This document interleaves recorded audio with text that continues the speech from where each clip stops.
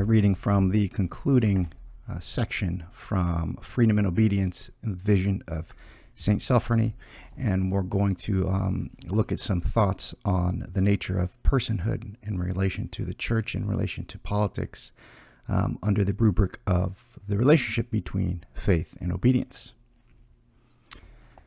St. Sophrony was convinced that despite 2 millennia of Christendom's presence in the world, the majority had yet to witness a truly Christian society. Far from being a cause of despair, this observation should give us hope. The world has not rejected Christ's gospel. It has yet to encounter it. St. Sophrony also believed that the Orthodox Church, in her unique vision of personhood, alone possessed the capacity to resurrect the distorted image of the human self, a trait that, if recognized, would convince the world of her authenticity.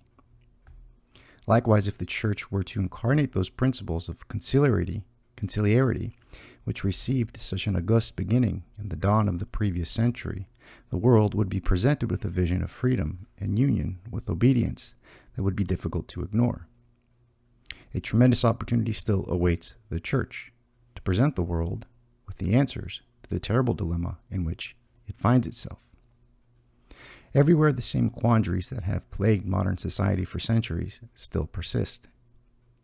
The interests of predictability and security continue to vie with the interests of freedom and self-determination, and the masters, governments, institutions, technologies, and media platforms viciously compete with one another for control of the weak under the banner of helping us, quote, make better choices. The Church has been in no way isolated from this struggle, and it is necessary for her hierarchy to both acknowledge this struggle and to admit their own tendency to act on the part of the master. At the same time, the Church should recognize that within the walls of her sacred city, her polis, from which we derive the word politics, she nurtures the tree of life, whose leaves are for the, quote, healing of the nations. In other words, with the political, quote-unquote, structure of the Church, which is one of conciliarity, the age-old tug-of-war between master and servant, between obedience and freedom, is brought into happy equilibrium. The Church has simply to manifest who she is, a bride and groom, a body fitly joined together, a city set on a hill. This is her telos. But between her present state and the heavenly city is a cross.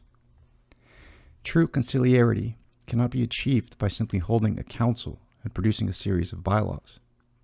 To join in perfect union, the antinomy of freedom and obedience necessitates a crucifixion, a voluntary, self-emptying love. This crucifixion can take an infinite variety of forms, as when we approach our spouse or our children with respect as an other, an irreducible and unique person, or when we sacrifice our own will and listen with attention to the will of God in the sacrament of confession, or when we, who are spiritual fathers, crush every desire to exert our own will or to control our spiritual children when they come to us for spiritual direction. Conciliarity between bishop, clergy, and laity begins when there is a genuine love and respect between all, and a willingness to sacrifice one's authority for the sake of the other. It is a recognition that any authority that is imposed, no matter how well-meaning, can expect discipline but never obedience. Obedience is only possible when offered voluntarily. Freedom ensures that obedience is offered in love. Thanks for listening.